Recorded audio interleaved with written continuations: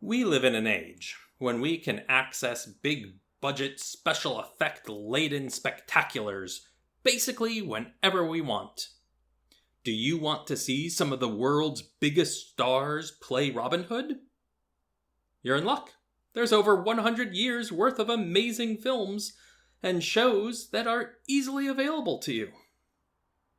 But while we've been making Robin Hood films for over a century, we've been engaging with live performances of Robin Hood plays, complete with combat scenes, for about 6 centuries.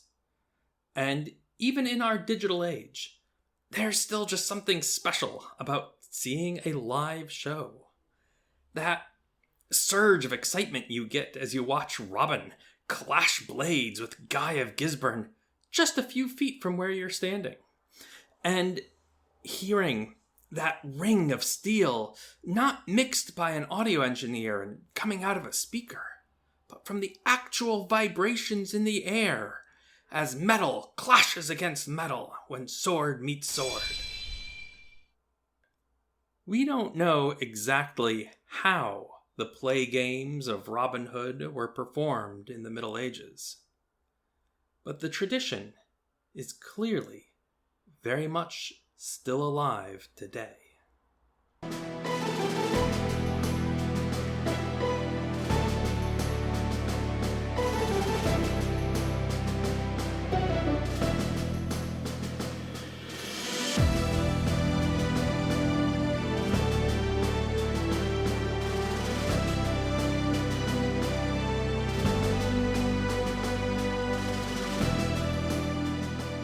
Welcome to the Greenwood.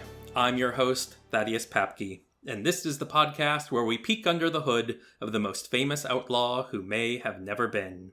From archers to archaeologists, we interview subject matter experts and content creators to learn why this figure continues to endure and consider what we can learn by examining what historian Maurice Keene called the matter of the Greenwood.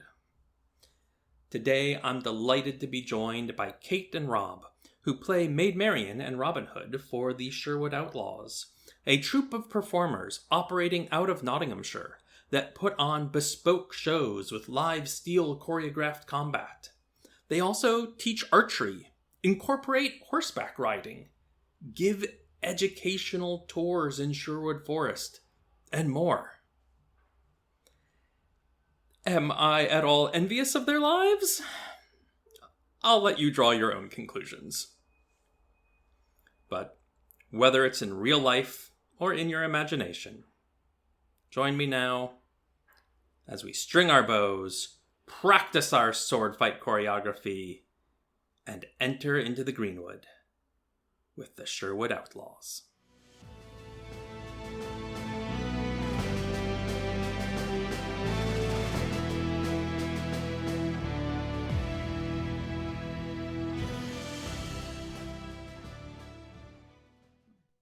Hello. Well, thank you for joining me. Pleasure. I take it I have the pleasure of talking to Robin Hood and Maid Marian? That's correct. Yeah, absolutely right. Well, I'm absolutely chuffed about that. And given that you're not currently in the Greenwood, though, do you have what other names might you go by? Well, mine's easy. So my real name is Rob. Oh, so that's nice and convenient. And I'm Katie. Great. Well, thank you so much. I'm really so pleased that you could take the time to chat with me here. I'm honestly a little bit surprised that we haven't managed to connect before now. You know, I've done some episodes relating to the Robin Hood Festival in Sherwood. I've had Rob James on a couple of times. I've had Andrew West on, who I know has worked with you. Yeah, we work with Andy West a lot. Yeah. Yeah. So I'm glad that I'm finally getting to meet the two of you. That's great. So let me just go ahead and start with the question that I get asked all the time. Why Robin Hood? As in terms of why he's so popular, you mean? Well, why are you being Robin Hood and Maid Marian? Like, what is it about Robin Hood and Maid Marian and those characters that makes you want to engage with those legends, makes you want to bring those legends to other people? I think first of all, it's skill set. We're very lucky that the jobs came available and we've got the right skill set to fill those roles. So I think that's the first thing. And secondly, it's just a dream job. To be honest, we get to entertain, we get to ride horses, we get to fight, we get to shoot arrows, and we get to educate young children, and we get to do guided walks for tourists both in this country and abroad. So it's a dream job, and fortunately enough, we both have the correct skill set to fulfill that role. I think for me as well, I grew up with Sherwood Forest, and I grew up with Marian and her merry men, and you know, grew up loving the legend and attending the Robin Hood Festival. You know, I attended the festival as a child. I spent, you know, when it was a week-long festival, I spent my time there wishing I could be part of that festival. And obviously Marian's such an iconic character, and she's had such an involvement over the years. You know, again, you know, it is a dream for me to become that character after growing up seeing my, you know, people who played her before me, and I've always loved that time period as well. Yeah. Let's talk a little bit about the group, the Sherwood Outlaws, and just kind of give the broad strokes view of what your group is and what you do. So the Sherwood Outlaws started 2019. We were all related to each other in and around Sherwood Forest in various guises. So we had people who were the visitor experience manager, we had people who were based in the education side, we had performers, and what the Sherwood Outlaws was actually us coming together and thinking, let's have a medieval performance team, tapping into people like Andrew West, who you've mentioned, the people we work with at Notts Outdoors, which is part of the Nottinghamshire County Council, the education side, and then pulling in other local performers who we know and with specific skill sets, and combining it into a medieval performance team that's all under one roof, if you like. So we're very fortunate in Nottingham because of the way things link to Sherwood Forest, the city, and to Robin Hood, that there are a lot of performers, and there are some very good Robin Hood tours out there. There are some very good Robin Hood performers that perform in entertainment shows, combat shows. There wasn't a provider that could do everything. So there wasn't one that could tick the tourism box in terms of the historical knowledge and doing the guided walks, doing the ground combat shows, doing the archery lessons, doing the horse riding. So the Sherwood Outlaws, it was born in 2019 with the idea of a one-stop shop, if you like, for everything Robin Hood. So when people book the Sherwood Outlaws, we can cover everything. We've got professional singers in the group as well. I think we've evolved over the years. You know, when we first started out, we were very much, you know, so as companies do, we were storytellers. You know, we did a little bit of combat, and then over those years, we've kind of added to our repertoire and added partners that work with us. But we wanted to be something unique, like Rob mentioned, you know, that we can offer bespoke events. But also we don't class ourselves as reenactors. We are a medieval performance team. So although we have a lot of historical content, and we try to have, you know, historical costumes and to a point do as much as we can, we are very much the legendary side of that as well. We've got a lot of historical knowledge between us, so we can answer that side. But, you know, we are a little bit more for the audiences, what people love about the whole legend of Robin Hood, you know, that the mystery, you know, the idea, you know, who was he really? That's what we bring to life with our shows. Yeah. So for a bit of my background, many, many years ago, I was a part of a medieval performance troupe, and we would kind of alternate between doing King Arthur based things and Robin Hood based things. Right, okay, yep. But the year I joined that troupe, the like show that we were running was Robin Hood versus the Amazons. So Oh, wow. Wow. I'm certainly not in a position to judge anybody for doing Robin Hood shows that aren't 100% historically authentic. So, like Kate said, we do the medieval performance side. So occasionally we do have to do cheats. So we may have a hidden piece of Velcro on a costume. Oh, of course, yeah. We may have rubber soles added to our boots, but we have also got the traditional medieval gear. So when we do our guided walks, for example, we tend to go incredibly authentic when we're on those, other than usually having a radio or a mobile device. No, just in case ye old just in case we do have an emergency, we have to contact the visitor centre. But from the guided walk point of view, we do go completely traditional. But with the shows, sometimes you have to bend the rules, because at the end of the day, we are there to entertain. We have smoke bombs, and we have to be careful with our footing and everything like that. Oh, absolutely, yeah. And like I said, I've been a little bit in that world myself, and the safety, takes precedence over historical accuracy. Yeah. Every day. Yeah. And I think practicality as well, because we do like to really, with every show, we try and always push the envelope on from the previous show. And sometimes the only way you can do that is making sure people have got a specific type of footwear on, or and as long as it looks okay from 20 meters which way the audience are viewing it, you have to do these things, Mm-hmm. Oh, yeah, absolutely.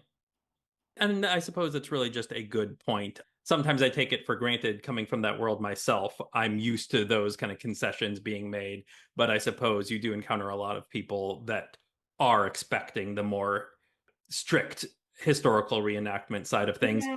And that's something I've noticed here in the UK, is when I go to something like a medieval fair, there is a lot more emphasis on the historical reenactment than what I'm used to in the fairs in the United States. Yeah, I think we've worked with the reenactors, that they're brilliant. What they do, they're very dedicated to the craft, and it's great to see the history literally brought to life before your eyes. We are very clever with the events and the way that we market what we do. So now, when we first started, we had to find the right events for what we offered, whereas now people source us and come to us for events because they know what we're about. So we tend to find we fit very well into the events we do now, because people understand that difference. We do still do events. We do a great event, Evesham Medieval Market, every year, and the reenactors there are fantastic, and Mick and the team that run it, they're great. But we have a historical link with Robin Hood to Evesham, so we use that kind of angle to be there, don't we? And then we're clever in that respect. We never make out we're reenactors, but like I say, when we do I'll give you an example. 2 weeks ago, I had some American tourists in the forest, and I did a guided walk with them, and I made sure that right down to my footwear, everything was authentic. So, for example, the arrows were even the way they were fletched, everything was authentic. Nice. So you're giving them a more of a glimpse into the past. When we do the actual shows and anything theatrical, I'll give you as an example. So I wear traditional medieval long boots with a lace up side, thick leather hide, when I'm out doing my guided walk. But when I do the combat shows, particularly ones where we might have some intricate sword movement or anything like that, or I'm on horseback, I will actually wear plain brown leather cowboy boots. Because from a distance they come to mid shin, there's no zips on them, but I do have that heel and I do have that sole, so to enable you to ride, or you're not going to slide over if you're doing combat. Yeah. I mean, makes a world of sense to me. Yeah. So you're centered there in the Midlands. You're near Sherwood Forest, which lets you do a lot of events right there in Sherwood Forest as Robin and Marian and the Merry Men, which is pretty much the most incredible thing I can imagine. Yeah. But you also do travel a little bit more broadly. What's sort of the furthest you've gone for some of your shows? So this year and last year, we travelled to France. So we went down all the way down to Brittany, so Normandy way, Brocelion. Now there's an interesting place there that has a. You would love actually mentioning. You would love it, yeah. So it has a little bit of a medieval ruin, a more Renaissance chateau that's built there now as well. But it's said to be the legendary birthplace of Merlin. The lake at the back, Brocelion Lake, is said to be where the Lady of the Lake, Vivian, appeared to Merlin and said he was obviously to sort of seek out the king and to serve Arthur. So we were approached by Brocelion because we're based at Sherwood Forest. So we're now twinned. We're now twinned with them, and we work very closely with Rob and the RSPB in a big twinning to bring these legendary forests together. So they're coming to us next year to bring their Arthurian stuff, for example. Oh, that'll be very fun. Yeah, so this year, the year before, 2024, we took a small team of 6 out there. You didn't go, did you? But I went with some of the other characters, and we took part in a longbow demonstration. We were just doing a lot of talks, a lot of press work with Jess from the RSPB, who works with Rob, about the twinning. And then the plan was always to come back this year with a larger team. So this year we took 15 of us, including Rob James as the press officer. And we, with the RSPB, we went out there and we gave them a proper combat show. So they had a 1 hour show on the Saturday and a 1 hour show on the Sunday. But we linked it quite cleverly to Arthurian legends. So we actually had it as the Fate of Excalibur. So we had the Fate Rock there. We had the sheriff was travelled there to get the Sword of Power. Robin had travelled there to intercept it, to try and. So and we had a real Lady of the Lake. We had a real Lady of the Lake. A horse team. And yeah, and it was fantastic. So we do bespoke shows from wherever we travel, but predominantly, of course, we are based in Sherwood Forest. So for doing a bespoke show along those lines, where you're doing a live real steel combat, choreographed combat show, how much time goes into the rehearsal and preparation for a show like that? A lot. Yeah, we have it. It depends if we're writing a bespoke show like we did for France. So the script work is what kind of starts quite early, and then once we've got our story and a confirmed cast, we then start looking at the combinations of combat. And we've got some of the guys on the team put together combat, but the cast have some artistic license on the combat as well, because we all have our own special kind of character moves. So like when I fight, I'm quite elegant, and my choreography is quite flowing. It's almost like a dance. Whereas some of the other guys, especially if they're fighting for the sheriff, they're a bit more brutal, and we have different fighting styles. So we consider that when we're putting the choreography together as well. And then we have rehearsals, and then we put the script with the show. So when we do the initial, what we'll do is initially we'll come up with an idea, a concept for the show that we have, especially if we're away from Sherwood, we have to pitch that to the venue that wants to book us. So we get that, and we get the concept. We usually get the name for the show as well, like Katie said. And then what will happen is the fight choreography team will go away. They'll say that we've got Marian fighting there. We have a villain called Sir Harold. He's known as Half Pint. He's literally like 5 foot tall, and he's a real dirty little fighter. Fights for the sheriff. So then what we do is we do a rough draft of the script, and it's just blocked out initially as fight. And then that will come back to the combat team, and then we'll have a look at if we've got any combat that's already in the bank that someone maybe did a year ago or they've done earlier in that year, and then we'll also, if we need to, we'll work out new choreography to drop into those.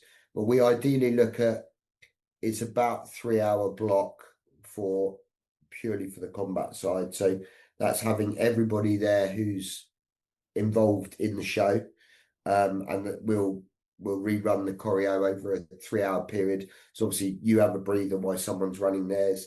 You build it up, and then you have another 2 hours of training at full speed. We usually record that so performers can come back and have a look at it, and we can make small adjustments, because like Katie said, sometimes performers move differently. So even though we work out the choreo, It might might change. change. The footwork may change, or the way a sword might come around the head as opposed to being thrust, because everybody moves differently. We've got some guys that are very big, some are small. We've got the ladies who move totally differently, and then you tweak it, and then you end up with a full speed recording of that 30-second minute fight, and then we will then do about an hour and a half of a minimum of dress rehearsal, and doing the combat full speed, and then all that goes together, and that's how we get our combat show. Yeah. So it's quite an intricate process, quite a long process. And at the same time, I suppose, like making a film, there are times when we think we don't need that fight there, and that'll get dropped off. We've had people. I had one 2 weeks ago. We did an event, and my fight we decided wasn't needed for that show. It's a lovely fight, but we thought less is more. We didn't need it, so actually that's been put to one side, and it's going to be recycled because the audience haven't seen it for the Robin Hood Festival. Nice. Because we've got a recording of it, it can be used. So it's a constant tweaking, process. Yeah.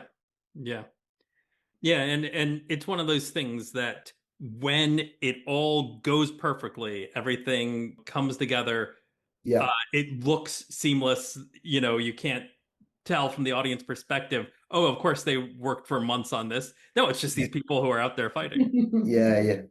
Well, for example, I don't know if you know Jess, who works at the visitor centre. I think I've met them in passing, but that's Yeah. it. So Jess is a phenomenal performer and fighter as well. She's a very scary fighter to fight. I know her really well. Yeah. When you do choreography with her, she's really scary, isn't she? She plays a character called Clorinda Lamort. So it's this half French assassin, said to be in the employ of Prince John, and has been assigned to the sheriff. And she fights with two short falchion swords. And you go from lovely, organised Jess in the office, and you get this absolute whirlwind coming at you. And a lot of her fights are incredibly quick, but very, very punchy. And people would be gobsmacked at how much choreography goes into that, because the fight might only last 35 seconds. Yeah. But it's full speed, full on. And like Katie says, she comes in like an absolute whirlwind. And she sells it, doesn't she? Let's put it that way. Yeah. Do you have any kind of favorite fights that like really stick in your mind, ones that you have yourself done where it's like, oh man, I got to do the coolest thing. I love this move that we got to include. Yeah, I've had some great choreography. I like comedic stuff. So in one of our most recent shows, I get to throw a bucket of water onto Will Scarlett, and it should have landed on Friar Tuck because he's drunk. And that was we've got a great shot. I'll have to send it to you. I don't know if you can add it to the podcast, or a shot that you can actually see. And could put it on the social media when we're so the shot is the water's actually coming out of the bucket. It looks like an entity coming out of the bucket before it hits Scott's face, and that's just quite a comedic sort of moment. But fight choreography, one of my favorite fights, we had a Lady Gisborne many years ago, probably about she's not been with us for 3 years now, because we sometimes have to recast characters because people have other commitments or they go on to do other things. Sure. And we had a very good fight dynamic. So it was obviously Lady Gisborne versus Marian, and we both fought our fight style was flowing but very fast, and she was a formidable opponent, and that was one of my favorites, I think, because she was just such a mean character to fight, and it was very organic when I was fighting her, and we had some great choreography in that. So yeah, I've got 2 or 3. I do a fantastic staff fight with our little John. Actually, nice. We do it we opened up an international hockey tournament a few weeks ago, and Katie did a lovely chat about with all Knights quotes from old tournaments about how you should be gracious in defeat and humble in victory. And it opened with me and little John having this staff fight, and actually the fight ends up with both of us on our knees. So I particularly like that. I've also got a fantastic fight that I do with Jess, who I was just telling you about, where I do a sort of slash up across her body, and the way she flicks her head, we've got some great footage of it. She goes for like a knockout. It's like the audience because they're not aware of how far away the sword is from her body, the way she arcs, you hear the gasp from the audience. That's one of my favourites. She literally falls backwards as if she's been knocked out, and the way she does it is so clever. It's really clever. So that's one of, and we've also got a performer called Mark, and I do a wonderful fight with him, which we did for French TV.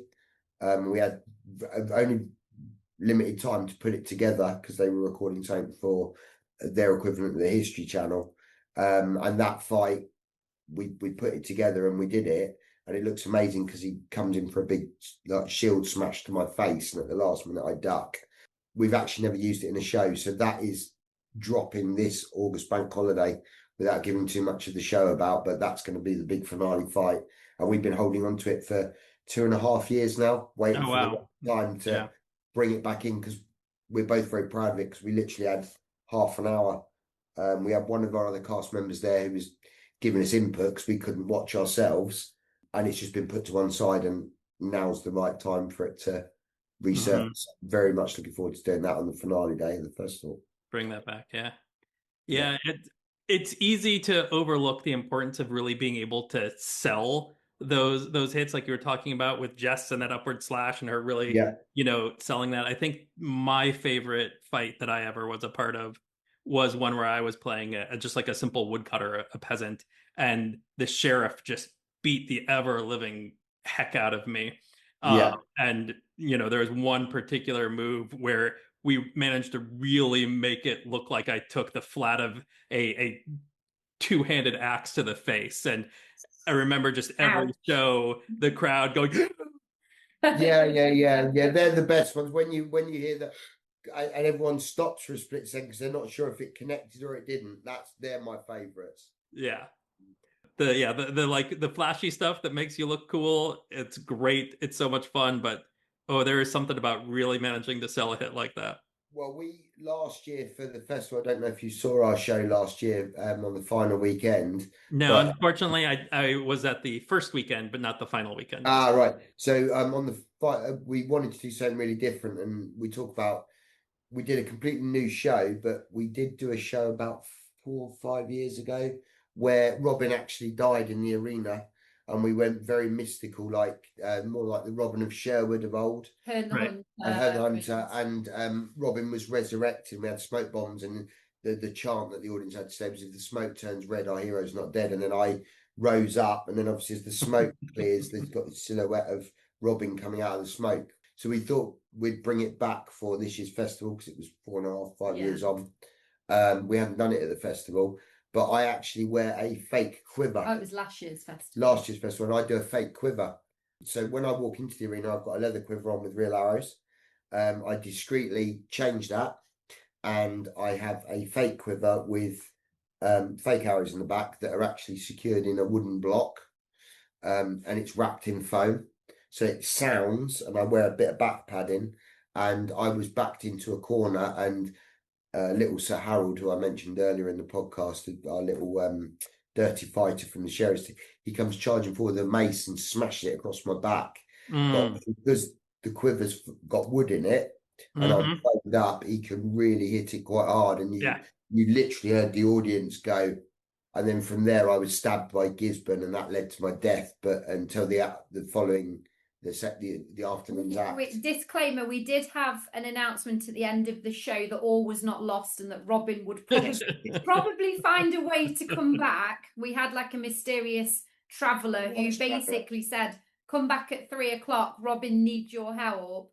Because I could see there was a lot of children around the edge of the arena going, "What? Robin Hood's dead?"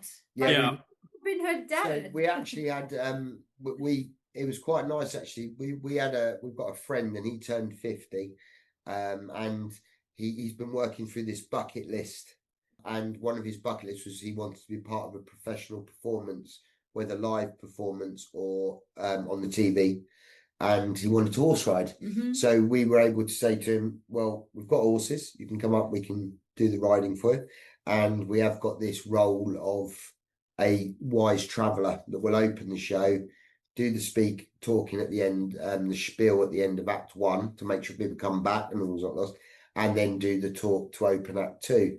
And this weary traveller also mystically becomes Herne the Hunter. So he comes out with the antlers to resurrect Robin. And we gave him all of the tape for the spiel, and he lip synced to it perfectly because it was all pre-recorded, and he was doing all the gestures to the crowd. So we were able to come to the aid of someone locally to tick off their bucket list, and but like Katie said, it did save the day because we had a lot of traumatized children. Right. For the 2.5 hours, but everyone came back, and it was a big cheer when Robin rose from the dead. From the dead. But that's what you want to do. That's what entertaining's all about, isn't it? You know, I mean, some of the most, you look at Lord of the Rings, the big punch the air moments are always when all seems lost. You have to take the audience up high, drop them low, so you get that high bit again, Yeah. So it's all about manipulating the audience because that creates the atmosphere. Yeah, if you're going to have multiple acts, if you're going to try to do multiple shows in a day that are a continuing storyline, you have to leave them with something at that first act that makes them want to come back to the second one. It was quite interesting last summer because we had one of our followers message us because the Saturday night they have a gala evening performance, and it's happening again this year for anyone who's listening. They're doing a gala evening performance. Ticket only. Yeah, it's ticket only, where the performers from the Robin Hood Festival perform in the evening.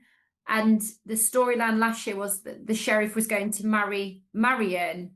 And obviously Robin, it was his demise, and she was about to marry the sheriff.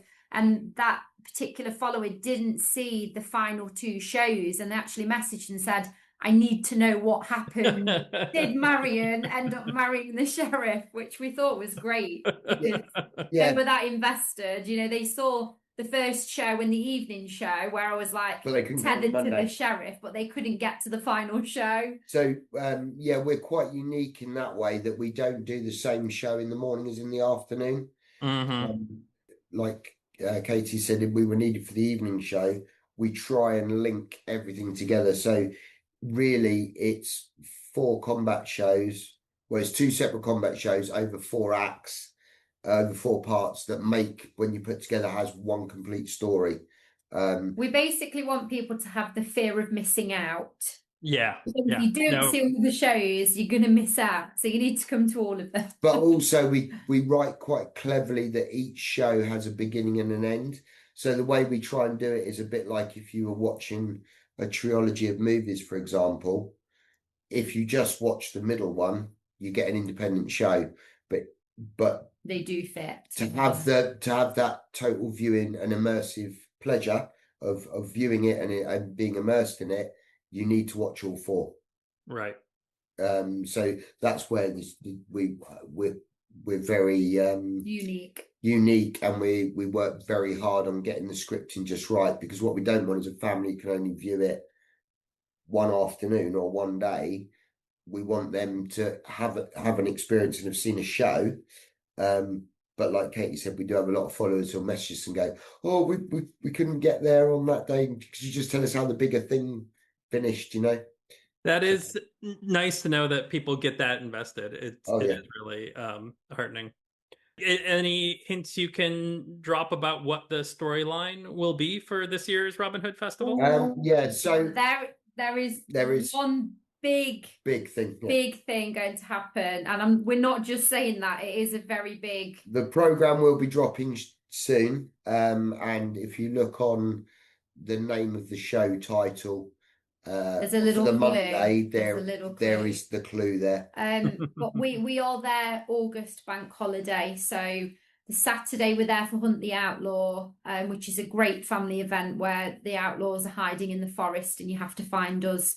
The sheriff gives out permits, so we're all there. Myself, Marian, we have Little John out, Will Scarlett, Alan Adale, Much the Miller's son, Friar Tuck.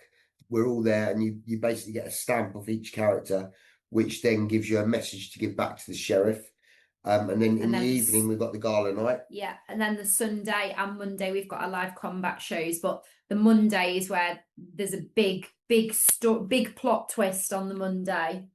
Really big, and it's something that will echo into the future of the Sherwood Outlaws. That's all I'll say. Yeah.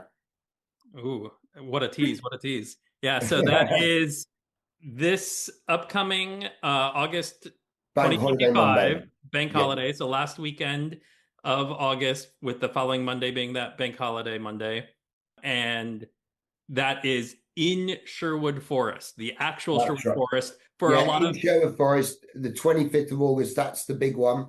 But the Sunday show is also it's going to be great in its own respect as well. But if you want to have the total viewing pleasure, try and get down on the Sunday and the Monday, and you'll see part 1, part 2 on both days, and those 4 parts will make up one epic storyline. Yeah, and just because a lot of the listeners are American, and there will be, Sherwood Forest festivals in America, and Sherwood Forest is a place that looms large in the imagination. And as somebody who participated in many imaginary Sherwood Forests, getting to do that show in the actual Sherwood Forest, mere, like, what is it, a kilometer away from the major oak. Yeah. I think sometimes when we walk the forest as the characters, you kind of feel a great honor and privilege that you're there bringing that legend to life even today. We get to work there every day and as part of the public provision in the summer, and it never loses that special feeling when you're there in kit. Like last year, we had a moment where we had all the merry men running through the forest, and to look around and see the fellow performers dressed, and you moving through Sherwood Forest, and our closing ceremony that happens on the final day. So on that Monday, we all parade to the major oak. So to be there in front of the major oak with all the other performers that are part of the festival, that makes up that festival feeling, it's magical. You can't describe, standing there in that moment. And we get to do it every year, not just once. We're very lucky to get to do it's amazing. We get to do it with school groups as well. So that when the kids get off the coach and they're greeted by Robin, Marian, Friar Tuck, whichever character's meeting them, just to see their faces is just special, really. I mean, what Kate said about running through the forest, that's one of my great memories away from doing the combat. So we had two of our performers who were from different groups. So one's the sort of medieval modern gestury type spin on everything, and the other is they're performing, they do a lot of stilt work. They met at the Robin Hood Festival and they were getting married to these two performers. So we had a real wedding. At the festival. And we worked it so that Friar Tuck was a guest, and Friar Tuck did the blessing and the ceremony at the major oak. And the sheriff tried to outlaw marriage. It was all in the storyline. So literally we had the arena show finished. It was all announced that Friar Tuck was arrested. Sheriff had won. Frog marched off to the major oak. And the merry men, we had to quickly get out of the arena. We dropped all our swords off, grabbed all of our bows, and we literally ran. We ran, but we had to take one of the back paths. And the only bit we were exposed to the public, because we didn't want the public knowing we were coming to save the day, was across tournament green itself. We literally got all of our bows and what we needed for this big finale. We just ran through the whole crowd. We grabbed King Richard, because we had a King Richard waiting in the wings. It was out the way. And literally, some people managed to grab it on their phone. They were all getting their picnics up and everything to go down to the major oak. And literally, they were treated to Robin Hood running across the green, closely followed by Little John, then Maid, Marian, and all the merry men, and then striding at the back. We just disappeared into the forest. King Richard, and just literally run across there and straight through a little private, a secluded path we use. And I think just watching the kids' faces, it was like the jaws are dropped, because they thought everything had finished, and because we had to get there, otherwise everything goes to pot. We were moving at breakneck speed, and it must have looked amazing just to have all these costume characters And we did get there, and King Richard announced that the wedding could go ahead. It was a little bit Robin Hood, Prince of Thieves. It was very good. Where he arrives back from the Crusades and was like, actually, no, you can get married because I'm the king. Which is what the couple wanted. So that was incredibly special. And then it was obviously for a few beers and drinks afterwards. So. Yeah, I can only imagine how much that moment's going to stay with them for the rest of their lives. Yeah, and I think, like Kate said about being the characters, you kind of sometimes if I'm crouched in a bush waiting for a school group to come, or someone's playing Hunt the Outlaw and they're trying to find you sort of sit there and you're leaning against an oak tree, and I've got my bow and my quiver and my arrows in it next to me, and you think there's obviously people who played Robin Hood before me, and you're thinking you're adding to that legacy. Mm-hmm. The Robin Hood Festival's 40 years old next year. Mm-hmm. And I'm thinking, and then I'm still going to be part of that legacy, because when we call it a day, someone will take on that mantle after us. So you're part of an incredibly special brotherhood and legacy, a legend of its own, really. So we're just very proud to be carrying the baton. Yeah, Sherwood Forest at this present moment. Yeah, Robin Hood and Sherwood stood right. Exactly, yeah. And you're right under a few of those ancient oaks that would have been young trees during the Middle Ages. And I will add for listeners, because they might not be aware, myself and Rob are a real couple. We are a real couple, yeah. So we got together and after playing Robin and Marian, and we're now a real couple. So it does make kissing in the shows a little bit easier. Yeah. Yeah, that is a really incredible, wonderful thing. So but we're only a small part, although we're very lucky to be Robin and Marian. I was actually going to bring up the kind of cast of characters you have. You've got on your website, which I believe is the SherwoodOutlaws.com. Is that right? Yeah, that's correct. Yeah. There's a whole list of characters, including the ones that you've mentioned, and there's kind of this mix of classic Robin Hood characters, some of the other ones you've mentioned that are sort of inventions of some of your cast members for your shows. I imagine some of them get created specifically for particular shows, like you mentioned having Lady of the Lake for the show in France. Yeah. Are there any Robin Hood specific characters that you find people gravitate to the most, that you feel are kind of the most important to try to make sure you have included in your cast? Yeah, I think obviously Robin and Marian, but we can't do it without the other characters. Everybody loves a good sheriff. Everybody loves Little John, because our Little John actors are all very tall, big. We've had a couple of different Little Johns. Yeah. But Friar Tuck is always a massive, massive draw for people, because he's the comedy element of the Merry Men. He's so jolly, isn't he?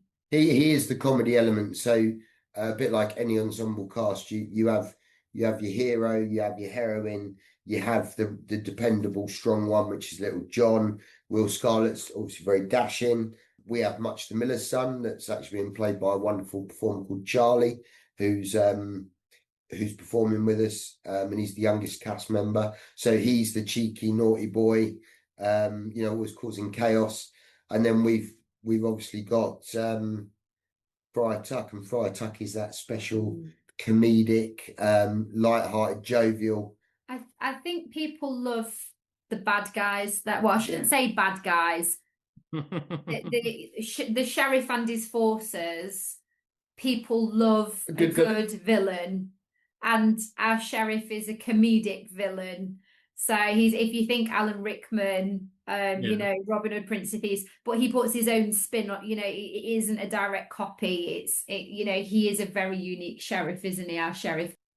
You're only as good as the ensemble cast. So we've created characters as a group that are the writers. So we have two characters that are incredibly popular, are the twins. So we have two performers who can play Sir Henry.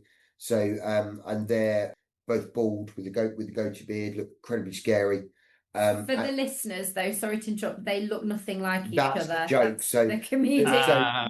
So we've got those two, and then we've got Sir Harold, who's the other twin, and he's 4'11", 5 foot, and he sees himself as big, strong, great teeth. We black all his teeth out.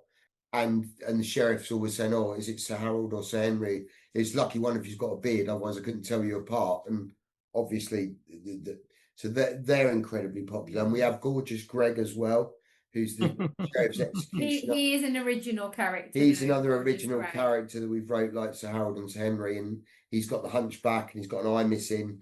And all he ever says is kissy kissy, and he tries to kiss members of the crowd, choppy choppy with his axe. And he's got a fake spot as well, so he was going squeezy, squeezy. Oh. The kids, and all his That's the effect. and all of his tunics dirty, but the kids and it's like everyone loves they the love villains. the villains. Everyone loves the They villains. really do. It's the outlaws, obviously, but they do. There's something about a good villain. You just can't get it. That. But we've got someone like Jess, we've got very serious villains. So Jess, who plays Corinda Lamort, terrifying. Our guy Gisborne is terrifying and not comedic at all. So I think they gotta counterbalance each other, and you need that element of sinisterness in the villains to make the good guys look good. Yeah, exactly. And the way we've always approached it as the creative team within the Sherwood Outlaws is, if you look at a Bond film or a superhero film, the superhero is only as good as the villain. And a James Bond film, all of the best ones are when you've got the best villain. And that's how we write our shows, because it's only by having those entertaining villains, even though, like our sheriff is very pantomimey and he's very funny, and having those memorable villains makes the show memorable, and a hero's only as good as who they're facing. Yeah. Well, speaking of being the heroes, though, would you mind telling me a little bit about your sort of journey and influences for crafting your takes on Robin and Marian? These are characters who have been portrayed hundreds and hundreds of times. There's no like definitive origin for these characters. There's no like, this is how, even going back to the medieval sources, there's no like, this is how Robin became an outlaw and where he comes from. So who is your Robin Hood, and how did he become an outlaw, and how is he connected to your Marian? Who is she? Can we go first? No, I'll go. Ladies first. Ladies first. Marian, for me, is an interesting character because in early stories she doesn't exist, and then you see her come into stories where she's the damsel in distress. She's a Marian that always needs to be saved. Then you have the Disney Marian, where they're foxes, so they're clever, they're cunning. That portrayal a lot of our school groups are familiar with. But then you start to see Marian change through the films, where she becomes a lot more independent. Sometimes she's related to the king, sometimes she's not. And I think my character is a very kick-ass Marian. She wants to be in the fight. She can handle a sword. She's not as strong as the men, but she's got her own style. But I'm very careful with her that she is a heroine. The girls want to be her. They want to ride, they want to do horseback archery, and I think in her they see a female that can look after herself, but she wants to do it with Robin. I think sometimes in stories, especially in our world today, we want to eradicate the need for a male presence, but Marian can do it on her own. Yes, she can look after herself, but she wants to do it with Robin and the Outlaws, and I think that's still an important part of that. So there is a balance between what she can do on her own and what she needs help with. So she's a very strong-minded and strong-willed Marian, and that part is rooted in me because that's the kind of person that I am. But the girls love to see Marian fighting with Robin, or fighting against the sheriff or holding her own. And I think that's the evolvement from when she, it's nice to be rescued occasionally. I won't get away from that. That's the kind of romanticized part of Marian. It is nice to be swept off your feet and be rescued, but she can just as much rescue Robin if she needs to, and I think that's a really nice balance. It I is. think It is. that's very true, because that's what happened in that show where Robin died. It was Marian who gave everybody the hope that she could resurrect him. So occasionally I need rescuing as Yeah. well. I loved Kevin Right. Costner as my Robin Hood, a very Hollywood version of it, but it's a great film. Russell Crowe, I like the way he brought the earthy side to it. My favourite Robin is probably Robin of Sherwood. I don't know if you had that in the States.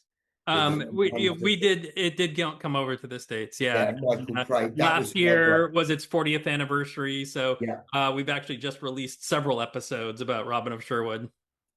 So they're my inspiration. Also, because we do teach the history side, I have studied the real life inspirations for Robin Hood, because it was a 7 or 8 people. I've sort of narrowed it. I've sort of narrowed it down to 3 or 4 that there are definite parallels. And Right. they're all around from the reign of King Richard all the way through to Edward II, really. Mm-hmm. And if you take certain aspects of them all, you end up with the Robin Hood we know today. Yeah. With a little bit of theatrical license, let's say. Yes. I've kind of made Robin my own, so I play him a little bit cheeky, but also very commanding. So I would say I've probably taken elements of the Russell Crowe Robin Hood, because I certainly like to fight in that sort of brutal style. The Kevin Costner, the sort of swashbuckly side, and also the Michael Praed, Jason Connery version you see in Robin of Sherwood. And I've kind of found my own path and my own footing of using those 3 elements, is how I would best describe my Robin. And can I add something? There is a photo that exists of Rob when he was, how old were you? Oh, yes. So Rob has got Robin Hood in his past as well. Yeah. You've just there is a photo of Rob dressed as Robin Hood when, how old were you? I was about 6 or 7, because it was when Robin of Sherwood had just aired. Yeah. It has been shown on British TV. That it has been shown on telly. I was interviewed, and I said about it being my dream job, and I then got speaking to my mum on the phone, and she went, "Oh, I still think I've got that homemade costume I made of you as Robin Hood somewhere." And it was in days before all photos were just digital. She rooted through the old shoe boxes where they're all labelled the years, and she found it and shared it with me. And the TV company actually bought that image up, so it does link. It does link to so me. We're both childhood Robin and Marian that have now become the present day Robin and Marian. And are together in real life. So yeah. So there's some form of fate at work there somewhere along the lines, I think. And living there in the Midlands, right? Yeah, we're really lucky. We're literally a 10-minute drive from Sherwood Forest, so it's amazing. Yeah. So yeah, all just come together for you there. That's beautiful. All just lines up, and we just feel incredibly privileged. Interesting. We were on a cruise last year, and last October, and I was in the lift coming down from one of the upper decks, and a father and daughter got into the lift, and the daughter she couldn't have been any older than 6 years old, 5, 6, and she kept tugging at her dad's jacket and pointing up, and I heard the dad say, "Well, why didn't you ask him?" And then I heard this little voice say, "Excuse me," and I looked down. I said, "Yes," and she said, "Are you Robin Hood?" And I was just like, "Yes." I'm in disguise. And then the father informed me that they'd come to Sherwood Forest earlier that year to see a show. And then we were just getting on the coach for the terminal to get us on the cruise ship. And Katie offered our places to an older couple and said, "Oh, you get on before." And the gentleman turned around and he said, "Oh, I'm not getting on a coach before Robin and Marian." And they had come the month before and seen us perform at Sherwood Forest, and they'd seen the show actually where I died in it. And I thought, I'm in the middle of the North Sea and I've been recognised, and 2, there we are in Bruges, in Belgium, and we've been recognised as Robin and Marian. So it's just catches you You out. never know who's watching. Yeah. is all I guess can you're just say. lucky that they weren't working for the sheriff. Absolutely, yeah. Most definitely, but it does remind you as well that I think locally we have got a responsibility to maintain the integrity of Sherwood Forest and the playing these iconic characters. You know, we've got a duty of care that it's our burden to play these characters now, and we've got to do everyone who's played these characters before us justice, and then hopefully the people that take on after us and play these iconic characters to do the same. That actually leads in really well to the last question I had, which was just what kind of elements of these characters and the legend and sort of the meaning that you derive from the story of Robin Hood do you think it's most important to impart upon your audience? What do you want them to leave your shows with in terms of what they think about Robin Hood and Marian and the importance of those legends?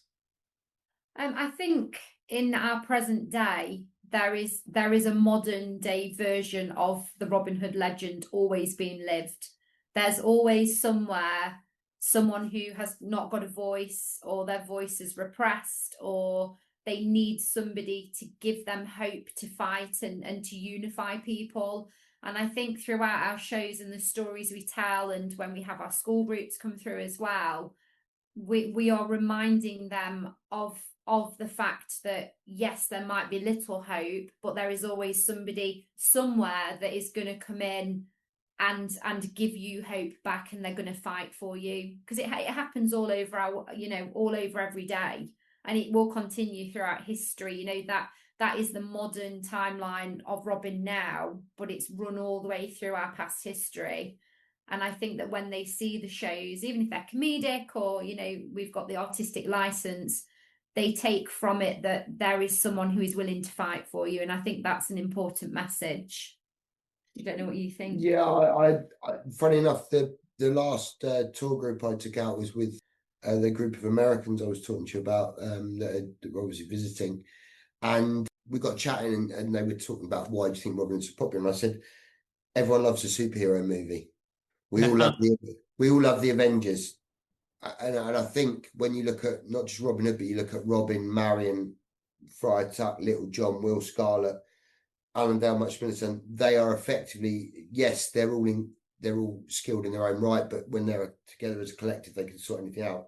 And I think that's something in human nature. You always want that hero who they will sort everything out. They will overcome that hardship. If you think about Batman, I don't know if I'm a massive fan of the Dark Knight trilogy.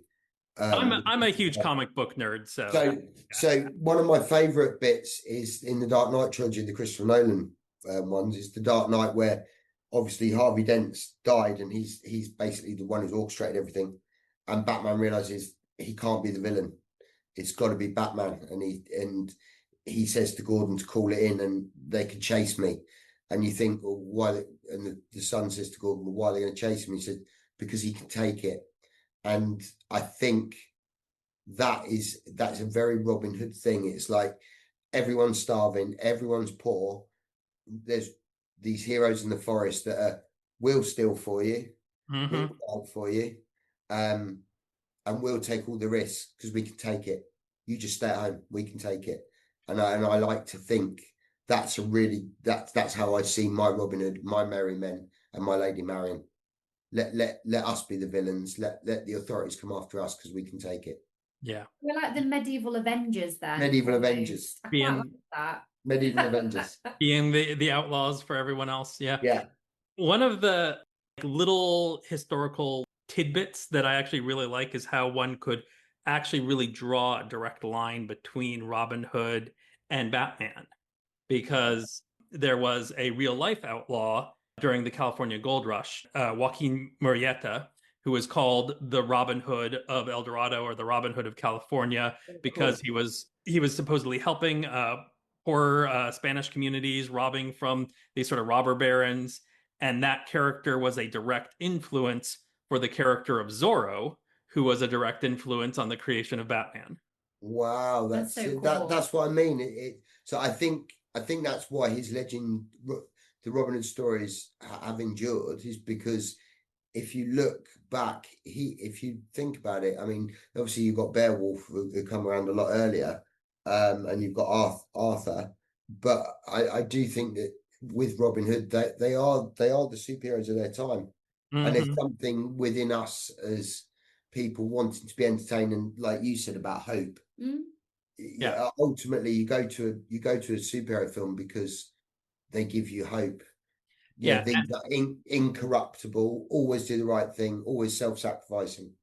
And one of the taglines for Superman is that he's fighting a never-ending battle, and that's the way the Robin Hood stories work. They have that same episodic nature of the superhero tales where he's always there in the Greenwood, him and his merry men being the outlaws that we need to be the outlaws. Because I love the way you put that with the connection with the Dark Knight film, because he's doing it because he can, and not everybody can.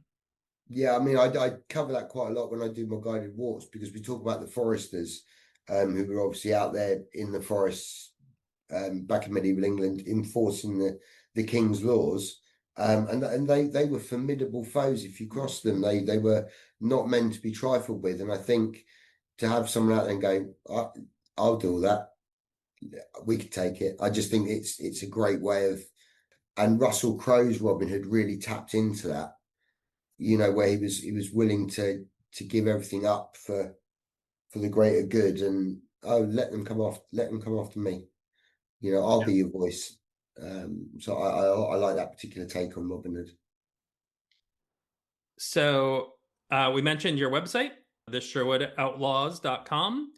We mentioned that you'll be performing at the Robin Hood Festival in Sherwood Forest at the end of August of this year, that bank holiday weekend. Are there any other upcoming shows that you want to mention, or social media sites that people could follow? We are at Glowworm, which is a fantastic family event. So there's lots going on. There's a lot of tribute acts to 80s and 90s bands and music. I think there's a few limited tickets still available. Yeah. And you can camp. It's at the beautiful Thoresby Hall, in the grounds of Thoresby Hall, which is just at the back of Sherwood Forest. If you know your geography, it's part of the private estate. So we are there. We're also at the Fantasy Weekend, the 9th and 10th of August, and we're also we're doubling up. So we're there, and we're also on the 9th and 10th at Sherwood Forest as part of their Fantasy Weekend, which celebrates all things fantasy. So there'll be Lord of the Rings characters there, and characters from other sort of medieval fantasy genres. And on Saturday we've got Robin's Camp, so I'll be there with Marian, and we'll have all of the merry men there, and then we've got the Sheriff's Lair on the Sunday, and we've got a big booking next year, which actually isn't we're there, but we're doing our combat show, but we're not Robin Hood. You will actually really like this one. If you're free, it's the Wildwood Renfest, so it's a new festival. It's running from the 29th to the 31st of May. And we are there with a brand new bespoke show, and we will be doing our show on the theme of that weekend, which is King Arthur. So we are doing our bespoke King Arthur show there. So that's next year. And we've also at Hucknall, which isn't far away from Sherwood Forest. Once the festival's finished on the 6th of September, we're down at one of the beautiful country parks there, and we're actually doing a medieval takeover day. So we're going to be doing talks on the medieval war horse. We've got some of our horses there. We've also got our beautiful mini horses there with our partners. We're doing archery demos, combat demos, loads going on. So, but everything will go up on the website. It's all on our website under the event. And the Facebook as well. And we are on Instagram at the Sherwood Outlaws, if you want to give us a follow on Insta. Lots of great things coming up. It's going to be a busy year for you. Yeah, we've had a really busy year, obviously with France as well, and we've just done lovely local event at Church Warsop. We've done Warsop Carnival, which isn't far away from Sherwood. It's about a 10-15 minute drive. In fact, it would have been in Sherwood Forest if the forest was back in its medieval size. So we've just done that, and then we've already got a lot of bookings coming in for And next don't year. forget the plot twist, August bank holiday. You Yeah. need to be there. Yeah, it's going to be an epic show, and anyone who's there, that final fight, the one that I was telling you about, we did for the French TV show that's been shelved for 2.5 years. That will be one of the finale fights.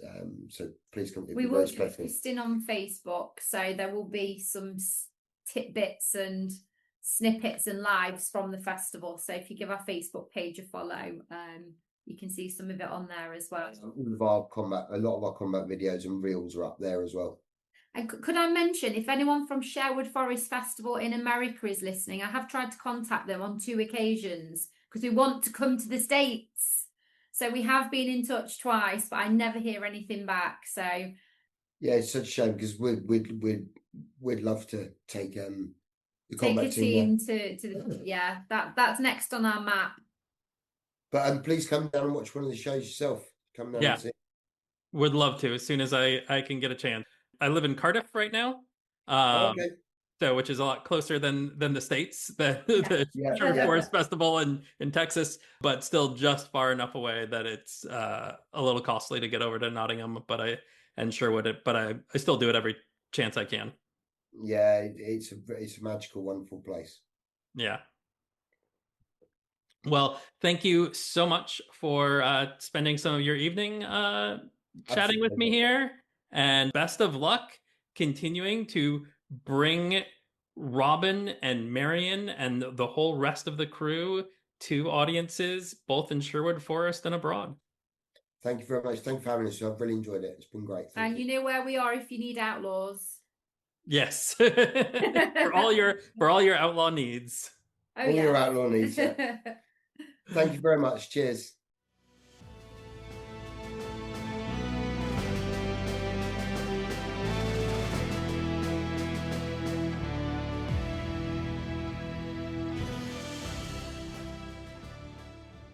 My thanks again to Kate and Rob for joining me in the Greenwood between their bouts of action in the actual Greenwood. If you'd like to learn more about their performances, then make sure to check out their website, which includes some fun highlight reels from the last few years, and follow them on social media. Before we go, I'm going to play a few minutes of my discussion with Rob James about what will be happening at the Robin Hood Festival in Sherwood Forest this year. The last weekend of July, you've got your film festival kind of going on. That's Friday night, and then 3 movies on Saturday and 2 movies on Sunday. That's right, yeah. The last of which is A Knight's Tale, not a Robin Hood movie, but one of my favorites. Oh, glad to hear that. Our visitor experience manager will be very pleased to hear that. That's what one knows. Then the first weekend in August is sort of when the festival proper starts, and that's the weekend that's titled The Knights Ride In Once More. That's got jousting as kind of the main event, but lots of other performers there as well. Yeah, absolutely. So we're very hopeful that we'll have the Medieval Maniacs there. They are a huge draw. They have been coming since the 1980s, as I understand it. Oh, wow. So it's it's great to have them, because people sometimes, I think some people just come for them, which is a brilliant gateway for us to introduce to people. So if they come for the Maniacs, they can enjoy everything else, and they're happy. They've seen those hijinks and those comic capers on stage. So storytellers, roving performers. We'll have a puppet show again. That really captured the imagination last year. A proper sort of old-fashioned marionette style puppet show that was a bit of a last-minute addition last year, but it proved a real hit. So that'll be back as well. And then the following weekend, we've got Fantasy in the Greenwood. Yep, so that's the 9th and 10th of August. 9th and 10th of August, so we'll have the witches and the orcs and the living trees, and we're encouraging people to get dressed up for that weekend as well. We really want to make a real song and dance of that weekend, in terms of how people are fitted out, for the festivities, that kind of thing, and lots of other great events. We're delighted that What a Palaver will be back. You've probably seen What a Palaver. Fortunately he wasn't available last year, but he's back, and if you want a bit of fire breathing fun, He's Yeah. your man. Lots of juggling. Very entertaining, very funny. Who doesn't love Um, a bit of fire breathing? absolutely, Well, I absolutely. guess traditionally my neighbors don't love it, but you know. Well, yeah, we have to keep it a long, long way from the trees, put it that way.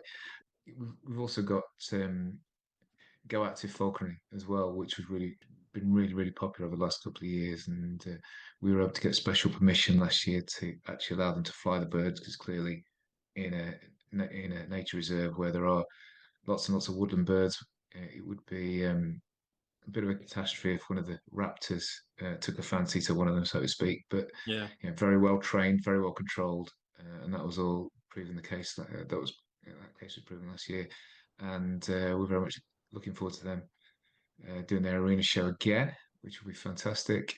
But yeah, there's so much to see each weekend. Say Trader Village, lots of unique and unusual gifts to pick up, some great food on offer as well, and it's just going to be like weekends and weekends of fun. So at least, yeah, 4 weekends of great fun, finishing with the grand finale weekend with the Sherwood Outlaws, which is always a blast. There will be a link to the website for the festival in the episode description, and you can hear a lot more from Rob about holding that festival in Sherwood Forest and my own experience there last year by listening to episode 43 of the podcast. If you've enjoyed this episode and would like to help support the continued existence of this podcast, then please consider heading over to buymeacoffee.com/intogreenwood, where it's extremely simple to donate one-time tips that show you appreciate all the time that goes into putting these episodes together. And of course, what really makes this possible at all is our supporters on patreon.com/intogreenwood. Those recurring donations, even at the $1 and $4 level, are what let us do the bare minimum of paying for our hosting fees, so these episodes can be put out there for you to listen to. Plus, there's also some extremely fun bonus audio on the Patreon for everyone who is at the Merry Bandit or Notorious Outlaw levels. The most recent of these being a discussion where Jason Connery gets added to our ranked list of all film versions of Robin Hood. With this episode, I'd like to give an extra special thank you to Robbie T for being the most recent supporter to join the ranks of the Notorious Outlaws. Thank you, Robbie. Your support will help me keep my quiver full of arrows and this little podcast on the air. And of course, as I always say, we'd be doing our guy Robin a disservice if we didn't donate a portion of all proceeds to a charitable cause. Our select charity remains Trees, Water, and People, a top-rated organization bringing sustainable food and clean water to impoverished communities around the world.